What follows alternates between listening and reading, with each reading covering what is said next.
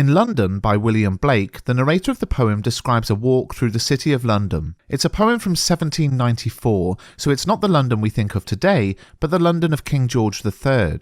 The narrator walks through the streets near the River Thames and notices how everyone he sees looks sad and troubled. The cry of a man, the cry of a child, and every voice he hears make him realise that people are held captive mentally as well as physically. The poem suggests that this suffering is caused by those in power, the church, landowners, the monarchy, and the government. The poem comes from the collection Songs of Experience, which presents a harsh view of a world corrupted by humans. Now, this is just a quick recap of the poem for revision purposes. For more details, see my full analysis video, which I'll link at the end. William Blake was born in 1757 in London, where he lived for most of his life. Blake was a poet, painter, and printmaker who often wrote about rebelling against the misuse of power and class. Let's look at some of the repetition in the poem, starting with the use of the word chartered in the opening 2 lines. I wander through each chartered street, near where the chartered Thames does flow. Between 1760 and 1820, approximately 6 million acres of land in London was taken into private ownership. A charter was the name given to the document explaining who owned what, so the first use of chartered could refer to the fact that the properties around the speaker were privately owned. However, the repetition of the word is more ironic. The chartered Thames does flow.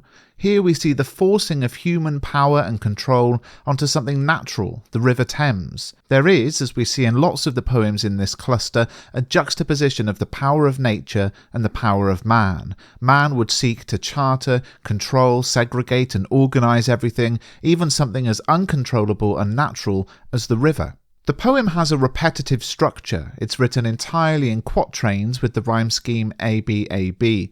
The repetitive stanza structure and rhyme scheme reflects the relentless, repetitive and overwhelming suffering in the city. The whole text structure is also significant.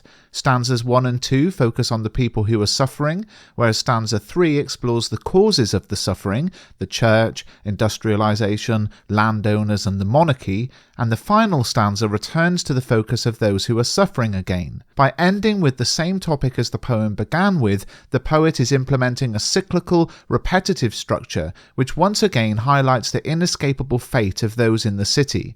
It goes round in circles. Just when you think you've got to the end, you're back at the beginning again.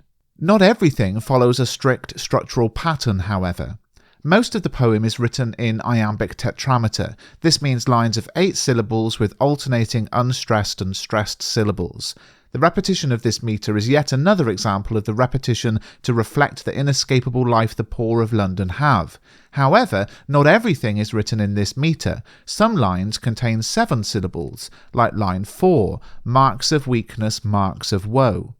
Now, in a line pointing out the weaknesses of those who are suffering, the line itself becomes weak in its syllable use. It contains less than the previous lines. Blake weakens the line here to reflect the weakness of those who are suffering.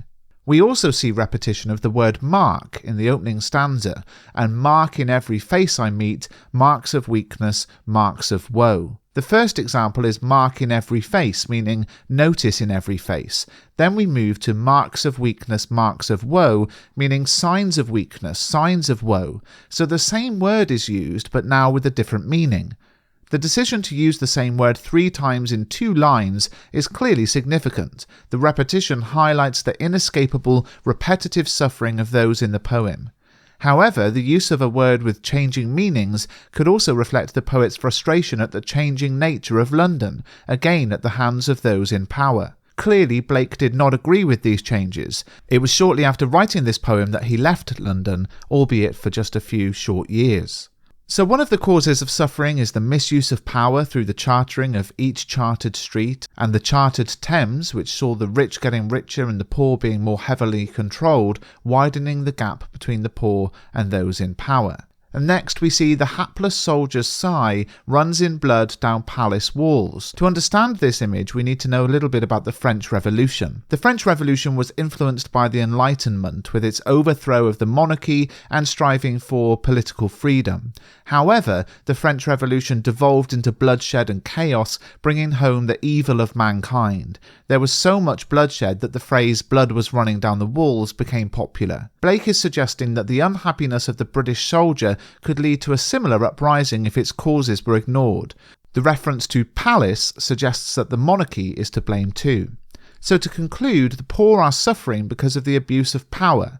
And what is the result? Let's look at the final image in the poem, the marriage hearse. Here we have an oxymoron, two words together which seem to contradict each other. How can the happy image of marriage be linked to the negative image of death that's associated with a hearse?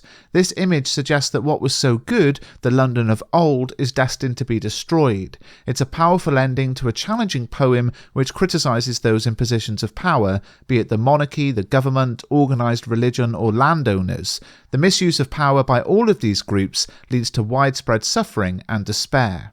If you found this video useful, please do pick up a copy of Mr. Bruff's Guide to Power and Conflict Poetry, available exclusively in ebook form at mrbruff.com and linked in the description. If you like this shorter style of analysis video, do give it a thumbs up and I'll make some more.